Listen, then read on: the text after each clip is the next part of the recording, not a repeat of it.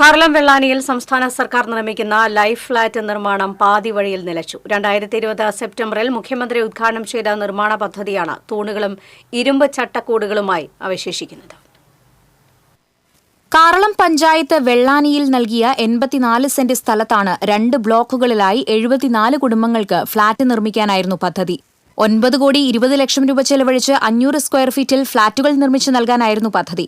കിഫ്ബിക്കായിരുന്നു നിർമ്മാണ ചുമതല നൽകിയത്. അഹമ്മദാബാദ് ആസ്ഥാനമായി പ്രവർത്തിക്കുന്ന കമ്പനിയാണ് കരാർ ഏറ്റെടുത്തത്. നിർമ്മാണ പ്രവർത്തനങ്ങൾ തുടങ്ങി 6 മാസം കൊണ്ട് ഫ്ളാറ്റുകളുടെ നിർമ്മാണം പൂർത്തീകരിക്കുമെന്നാണ് സർക്കാർ അവകാശപ്പെട്ടത്. എന്നാൽ വർഷം 5 കഴിഞ്ഞിട്ടും ഫ്ളാറ്റിന്റെ നിർമ്മാണം എങ്ങുമെത്തിയില്ല. മതിയായ തൊഴിലാളികൾ ഇല്ലെന്ന കാരണം പറഞ്ഞ് കമ്പനി ആദ്യഘട്ടത്തിൽ തന്നെ നിർമ്മാണത്തിൽ നിന്ന് പിന്മാറിയതാണ് നിർമ്മാണം നിലയ്ക്കാൻ പ്രധാന കാരണം. ഇതോടെ സർക്കാരോ പഞ്ചായത്ത് അധികൃതരോ നിർമ്മാണം പുനരാരംഭിക്കാൻ യാതൊരു നടപടിയും ചെയ്തില്ല. വടക്കാഞ്ചേരിയിലെ ലൈഫ് ഫ്ളാറ്റ് പോലെയാണ് കാർളം വെള്ളാനിയിലെ ഫ്ളാറ്റുകളുടെ അവസ്ഥ.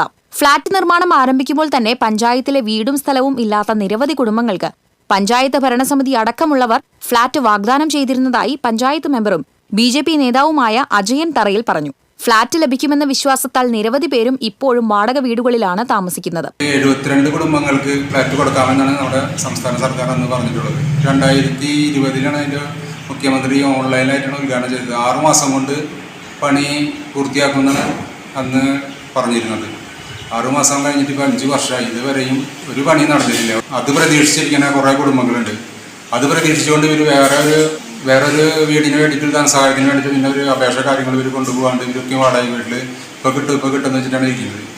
ഭയങ്കര ഒരു ബുദ്ധിമുട്ടായിട്ടാണ് ഇപ്പോൾ വാടക വീട്ടിലുള്ളവരോടൊക്കെ നമ്മുടെ അടുത്ത് സംസാരിക്കുമ്പോഴേക്കും പറയുന്നത്. ഫ്ളാറ്റ് നിർമ്മാണം ഉടൻ പൂർത്തീകരിച്ച് ഗുണഭോക്താക്കൾക്ക് നൽകണമെന്നാവശ്യപ്പെട്ട് ശക്തമായ സമര പ്രക്ഷോഭങ്ങൾ സംഘടിപ്പിക്കാനുള്ള നീക്കത്തിലാണ് BJP.